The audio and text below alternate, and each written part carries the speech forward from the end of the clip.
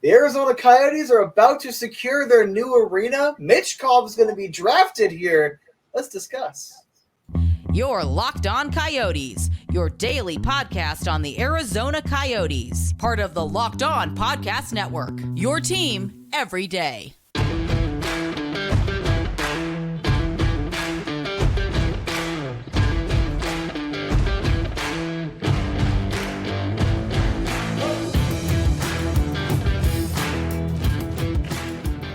Welcome to the show, everybody. This is Locked On Coyotes, your number one daily podcast on the Arizona Coyotes. I'm your host, Robyn and Matt.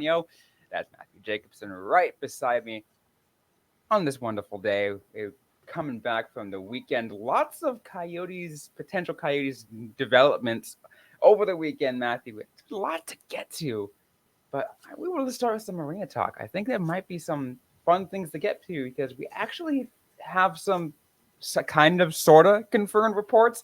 It's Craig Morgan's reporting, so there's a lot of clout too. We needed Craig back because the silence was deafening. But real quick, I want to kind of answer a question. Are the Coyotes relocating? Let me go ahead and try again. Are the Coyotes relocating? One more time. Are the Coyotes relocating? Damn, no. I guess y'all are out of luck. So, do you want to set the tone for this report, or do you want me to go ahead and just rip off what's going on here? I can go ahead and set things teed up, and I'll let you loose. So, Craig Morgan, posted an article this morning on PHNX, and pretty much said that there are X possibilities. I think 4 possibilities that the Coyotes are looking at. Specifically in Scottsdale, Mesa, Phoenix, and the Salt River Indian community. And I think 2 were one is an actual confirmed site, and another's a speculative. The rest are just we know they're there. We know they're talking. We just don't know exactly what, the exact spot. Yeah, and to just try to get all of the smaller stuff out of the way very briefly, we have no idea about the Phoenix or Scottsdale locations. There really is no way to confirm one way or the other. They're talking with such and such or such and such. Maybe Craig Morgan has more updates later. Maybe he doesn't. And the Mesa location, it's a really solid location, pretty close to the Cubs training facility. Yeah, and then that one's not really confirmed. Solid. It seems like that's where it's going. That's where it's leaning towards. Because it makes sense, right? That spot. And first, obviously, we'll have to say, hey, guess what? Fiesta Mall, probably not going to happen. As much as I would love for it to happen, probably not. But the spot that Craig Morgan pointed out as a potential spot that, could very well work because it is, A county island, 2, it's a single plot privately owned. So it works in that regard, too. It's much closer to me, so I like this. But it's right off the 202 Red Mountain, so off that part of the 202. And you said right next to the Cubs facility, just right northeast of the Riverview Shopping Center. It's to be honest, I think the next best spot. Yeah, where Fiesta Mall has been on Gutierrez's mind since he came in 2020. That would have been a solid location in terms of it's still mostly centrally located. But there were a couple of traffic concerns. This other location in Mesa kind of eliminates all of that. It's pretty much even better located. Don't get me wrong, because the 202-101 interchange area, right there around Tempe, Mesa, Scottsdale, Salt River, it is a mess. It gets very backed up at some of the worst times. But going to certain directions, I think going east, if you're coming in from Phoenix, Tempe, it's easy, no worries. It works, it really does. And I think you can do a lot with that spot. It is a big open plot of land. Yeah, it's like a quarry or like a material. So it looks like a site in Buckeye that I've delivered to when I was working delivering auto parts, where it's just that big old hole in the ground, and they're doing whatever they're doing. I'm not a smart individual. I never claimed to be, but I do know my Coyotes hockey, and I can follow some dots. But it's a pretty good location. It's even more centrally located than the Fiesta Mall location, and it does, to a good extent, mitigate a lot of those traffic concerns. You're never going to fully get rid of the traffic. As someone who, I try to beat it whenever I work at Mullet and I get off at 2 p.m. or whatever. I'm trying to rush, down to 10 to get home. If you don't time it perfectly, that 202 to I-10, it gets backed up. No matter where you are, because so many people are moving here, it gets backed up at random times. There's no way to get rid of it fully. But I do feel like this location mitigates what you would have seen, the kind of the extreme downsides of the Fiesta Mall location. Yeah. I'll also say this too, and one of the reasons why I do like this potential location in Mesa is it being near the Riverview Shopping Center, which is, not the best shopping center, but I think because, the development that Riverview Park has gone under and a lot of the other things, I think it could probably go not high-end shopping, but better shopping than Fiesta Mall would have. Yeah, it's nothing against people around the Fiesta Mall. I'm going to talk to some small business owners that would love the Coyotes to go build there. But when you're looking at the big picture of, hey, we want that higher end shopping from not us. Like I like cheap stuff, but for the Coyotes wanting to make some money, you kind of have to understand where it's like there were a lot of positives to the Fiesta Mall location. This just kind of takes away most of the downsides. It gives you a few extra bonuses. So I do really like that option. And apparently it's also on a county island. So without the necessity for a public vote, you could still get some tax breaks and whatnot. Although at this point, I'm just going to say it. I don't think that any deal they're going to get now is going to involve tax breaks. And they kind of ruined that with how they handled the Tempe election, but we're past that. But tax breaks on a county island is a lot more likely, or because it's a lot more likely because it has a lot less likely to go to a public vote. Because I think county islands or county land requires so much different kind of caveats to go to a public vote, something that the Coyotes can easily avoid. Yeah, because remember, it was relatively low. It's 25% of who voted in the last special election for the original Tempe Entertainment District plan to go to public vote. So the no campaign would have probably got those signatures, and the Coyotes chose to try to go to a public referendum to avoid that. You wouldn't have to do that here because the minimum requirements to have a public vote on stuff with county islands is so astronomically high. You can effectively avoid it as long as you don't literally kick puppies or say hey, XYZ ridiculously controversial thing to just put everyone's, jimmies rustled. Yeah, and as long as you're not saying it's you know what? I don't feel like paying for it. We're going to make the county pay for everything. We're going to make them pay for it anyway. But we're going to get to the most likely location after a quick word from our sponsor.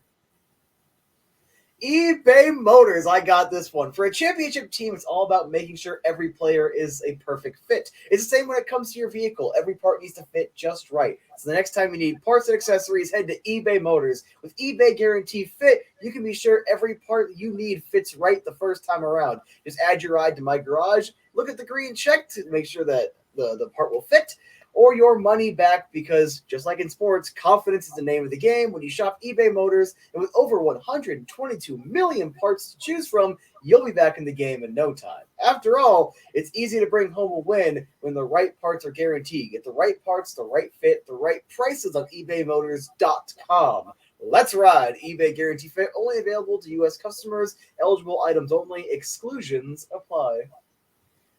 Thanks again, everyone, for making this show your first listen every day. We are free and available everywhere you get your podcast, including on YouTube and the SiriusXM radio app. Let's move on to another potential site that, was in the Craig Morgan report earlier this morning. Mm-hmm. And it's an interesting one because I feel like what's interesting is when the day after the election, I was like, how about here? But then it was like, you know what? That might be a better spot for the Diamondbacks, and we'll worry about that later. But then the Boardwalk news came out. It's like, you know what? Maybe there. It's like, we'll see. And then now just not even a couple hundred yards down south, we're going back again. Same area.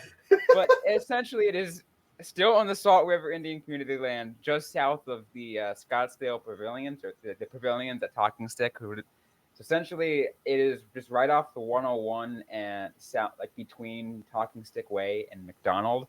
It's this giant open piece of land, and apparently the Coyotes actually have been in talks with the master lessee of that land.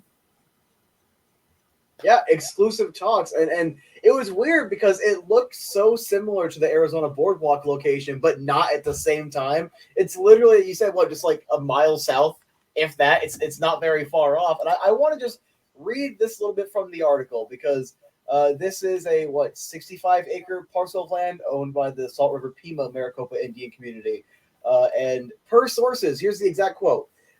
Per a source affiliated with the community, there are current discussions between the master lease lessee Dorito Partners Incorporated and the Coyotes. The community is currently granting exclusive negotiating rights with the team to the lessee. The team has promised to cover all development costs, and they go on to essentially, Craig Morgan touches on the fact that even with the downsides, if you can't have your sports book, there is no private land ownership, you will not have the residential there. The Coyotes are still...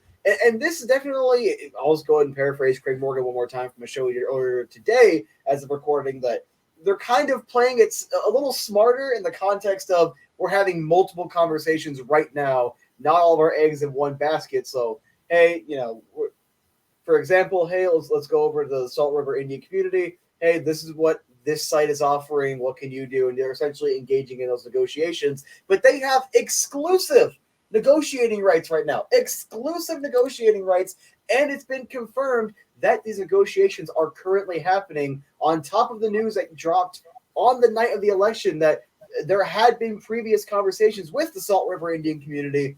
This lines up so perfectly, and it would be kind of strange.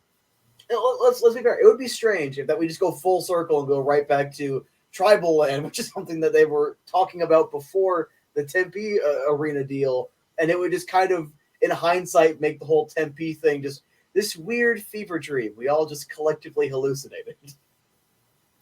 And I want to address too, because you talked about like, hey, yeah, no, you're not going to be able to put the sports book there.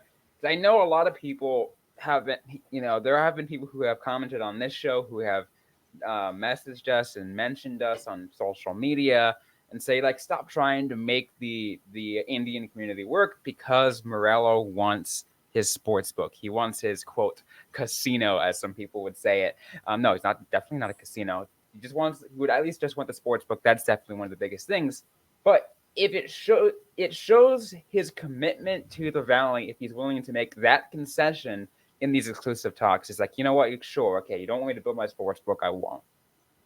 And to me, right there, and I will acknowledge it, it's entirely possible they could do some sort of deal where there is a Salt River Indian community-run sports book on premises. Doesn't mean they will, just saying it's technically possible. Yes. And I also want to acknowledge very briefly, Sahara Bets has not exactly been a great thing so far. They haven't exactly made very much money or done much of a foothold as of yet. And that was also brought up by Craig Morgan, but that's also a fact I just want to acknowledge real quick. The fact that this revenue stream with literally no ceiling, as long as you have a good app or you get people to start adopting it, like FanDuel or whoever else, you literally have no upper limit to the money you could make, and he's willing to essentially kind of toss that off to the side. That has earned a little bit of respect back for me, just a little bit. That's earned a little bit of confidence from me that tells me that they are serious if they're going to engage with these discussions, considering the immediate ramifications. And there's probably, if they get this, it would still be a district, very likely. There would still probably be some shopping, maybe a hotel, maybe that would be a little too close to encroaching on a talking stick over there. Maybe they're okay with it. Maybe there's a split. No idea the intricacies of that. That's not my expertise. But considering that they're willing to have these discussions and they're willing to concede on certain points, and they are still going to cover all the costs associated with the building, that tells me they're serious. And I can at least appreciate that, though you still need to address us directly, Mr. Morello, but I will give credit where credit is due right now. Yep, absolutely. And I also will say, I believe it was the article pointed out, they want something concrete. They want to make sure there's something concrete before they start to preseason, like so right before they go down to Australia to play in their preseason game. Mm-hmm. And yeah, 100%. And they should want that. And guys like Clayton Keller probably want that. It was also mentioned in the article by Craig Morgan that there's been a lot of pressure from Coyotes agents that want clarity for their clients. Completely logical. Makes a lot of sense. That's not out of abnormal. It's not. That's a good thing. They're sticking up for their clients, and I guarantee the Coyotes have already provided. Hey, this is what we're. If Craig Morgan's getting it now, not from the Coyotes, but from someone that is in the community that's talking about this, you have to imagine that the players have been told something to kind of stave off some of the angst, if you will. And again, it's not misplaced. It's completely logical and understandable. But I would personally give a hard date, while there is none yet from the NHL, at opening night. Like, you have to imagine if there is nothing concrete or about to be concrete by opening night, the NHL has to get involved in some way, shape, or form. Absolutely. And it's, and you got to admire, again, like I said, you got to admire Morello's commitment and the NHL's commitment on allowing them to get to this point and try on being able to do this, because there are a lot of leagues that would have probably lost patience. Like, look at what's happening in the MLB right now with Oakland, as we mentioned already. Like, I feel really bad for how that's going and how Rob Manfred has handled it all. But that's a whole different story. Can I talk about that for like 3 seconds? Because I'm kind of disgusted with Manfred acting like Oakland didn't try. Acting like there wasn't literally a 2 or 3 year discussion on the Howard Terminal project. That there literally wasn't $400 million of funding of grants and bonds and whatever, like funding secured. I'm glad to have a commissioner like Gary Bettman that wants hockey to work in these non-traditional markets, that is willing to put in the work and have the patience as much as they possibly can. I'm glad we have that commissioner. And of course, the Board of Governors that sees the money versus what the MLB is doing right now with VAs. Absolutely. And it really says something. I'm like, yeah, sure. Anyone here that listens to the show that's not a Coyotes fan, yeah, sure. Boo Gary Bettman all you want, because but like, you gotta admire him for being committed to the non-traditional hockey markets, because guess what? That's how you grow the game. Yeah. Literally, yes. And you're gonna see it in a handful of years with Vegas out there. And some of the kids are going to come out of Nevada. You're already seeing it with kids coming out of Arizona. And it took a while. Yes, it did. That didn't mean that it wasn't worth doing. But that's why I just want to give the credit where it is due, because people pretend that Gary Bettman is like some all-seeing, all-knowing eye that can do whatever he wants with the snap of his fingers. You can't. If the Board of Governors was done with this, they'd be done with it. But he has admittedly put in a lot of work to want to make sure no teams have to move. And I don't get that same vibe from Manfred. And they want to expand anyway to Nashville and probably Vegas. So why'd you have to take Oakland's team? You know what I mean? A little joke, I guess a side joke I could probably make about the reason why the Board of Governors haven't lost their patience yet. Mm-hmm. There's a decent chance a lot of them love to have their vacation home in Arizona, so they can still have hockey there. What is it? The Toronto Maple Leafs coach and their star player have homes out here? Because when they're talking about when Brad Treliving, his number one thing on the docket is to get AM34 extended, he had a meeting in Arizona. He flew to Arizona. Only people that this is their home stay here in the summer. in Scottsdale, Paradise Valley, either one, doesn't matter, but they're close enough.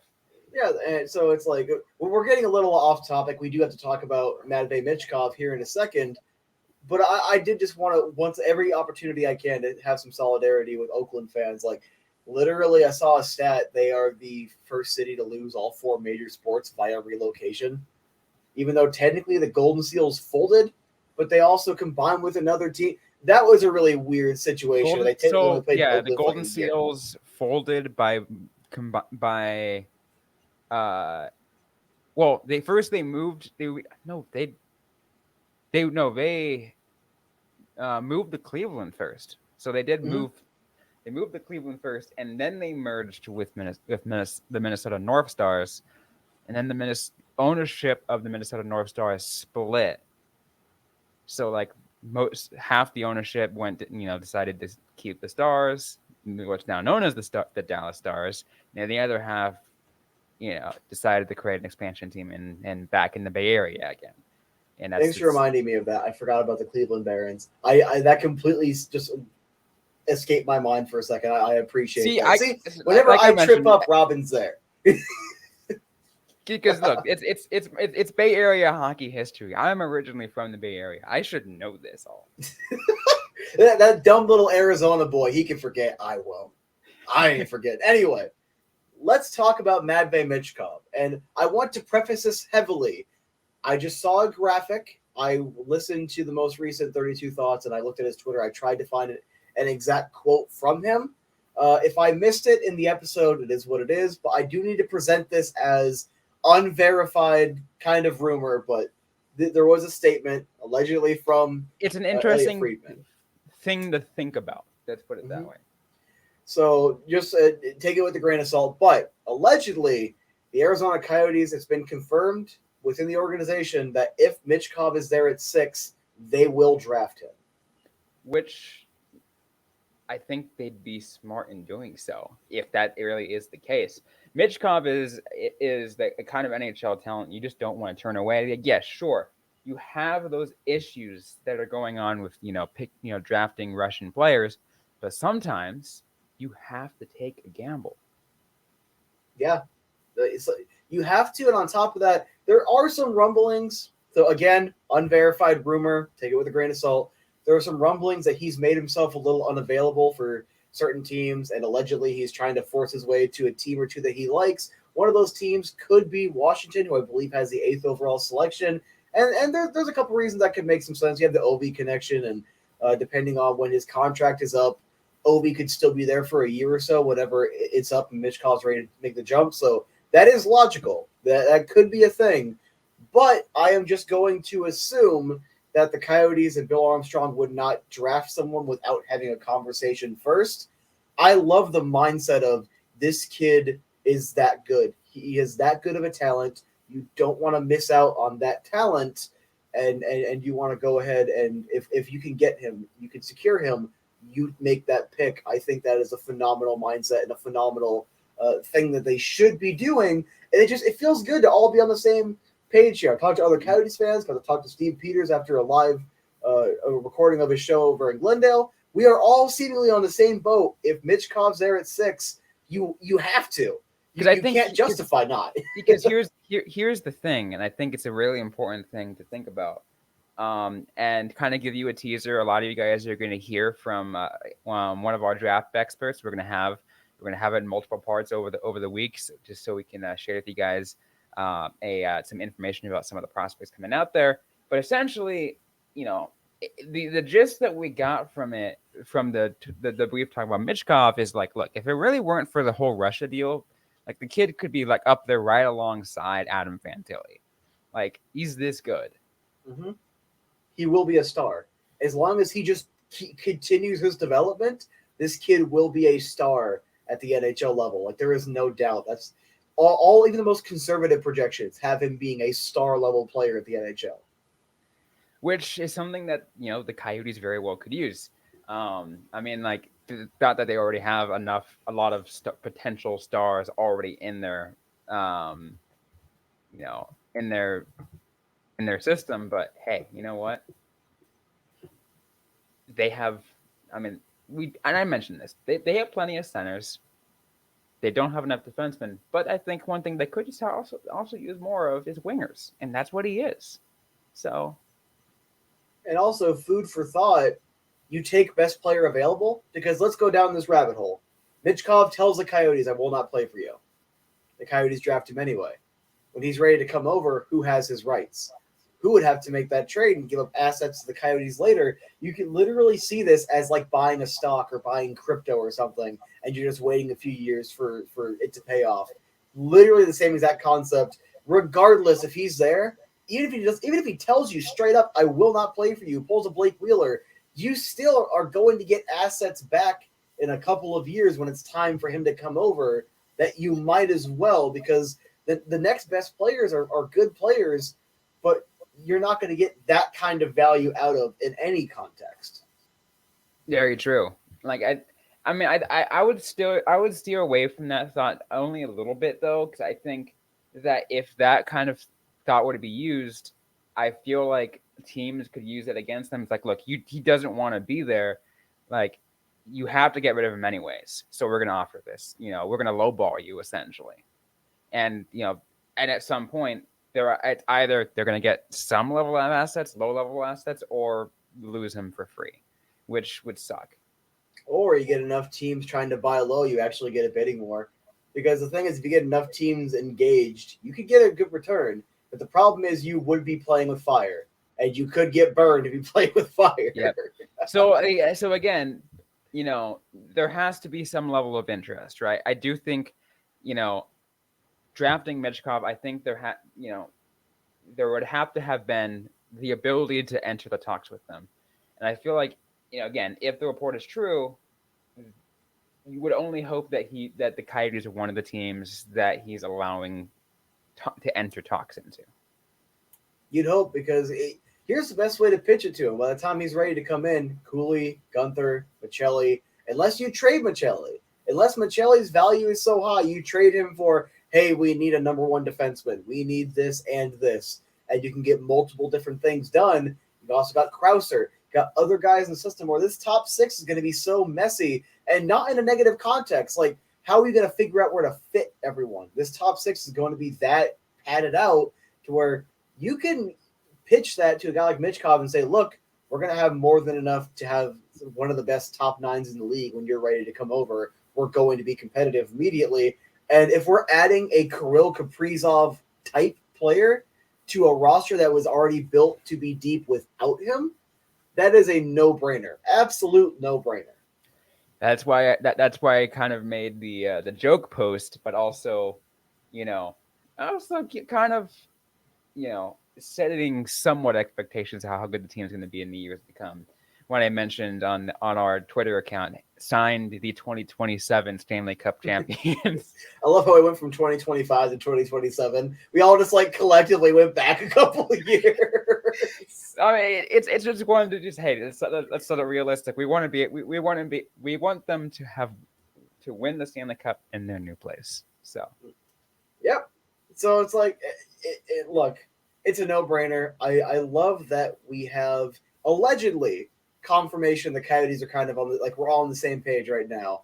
And you know what? If Michkov gets taken 5th overall, this conversation is irrelevant. Maybe you look at Reinbacher. Or if you look at how the draft order is going down, if Michkov still goes in the top 5 and Reinbacher does as well, that pushes at least one highly skilled Will Smith type down to number 6. So no matter what, the Coyotes... Will Smith or Zach Benson or ASP... There are so they're many gonna get someone. There's at 6, it's the Coyotes. It's the Coyotes' world. They can do whatever they want with it, and I think they will be fine no matter what happens. Yeah, no matter what, they will have a shot at ASP, Reinbacher, Benson, Smith, one of those guys. Because there is not a scenario in which all those guys are gone by 6 unless Bedard or Fantilli is still on the board, or Michkov or someone. At that point, why did everyone just forget about Bedard, but more likely be Michkov? Okay, well, just take this guy then. Yeah, we definitely won't have another Shane Wright situation on our hands. Mm-hmm. We're not. And if it happened, I would have to question what's going on. I would have to. I know it would be dumb, but if Bedard does not go in the top 2, I would have some questions like, was he saying some sus stuff behind the scenes? Which could have been likely if that's the case, but it's not going to happen. No. We're just having fun. It's not going to happen. Absolutely not. Well, we're getting out of time. I want to open the mic to you, Matthew, for any final thoughts before we close things off. Get the arena done, or I'm going to go insane. Well, that is definitely a thought. I think speaking from the heart, speaking for all Coyotes fans, just Love to hear that. Anyways, that's going to be it for today's episode of the Locked On Coyotes podcast. If you like what you heard, don't forget to leave a review, like, comment, subscribe if you have yet to already. We're available everywhere you get your podcasts, including on YouTube and the SiriusXM radio app. Don't forget to interact with us on social media. We're on Facebook, facebook.com/LockedOnCoyotes, and on Twitter at LO_Coyotes. I'm personally at Robyn_Leonio. Matthew Jacobson is at the Easy Sports Guy. Interact with us as a question you might have. We might answer right back or on a future episode of the Locked On Coyotes podcast. Thanks again, everyone, for listening to today's episode. Hope you guys are staying safe out there. Hope you guys are staying healthy. And don't forget to howl on.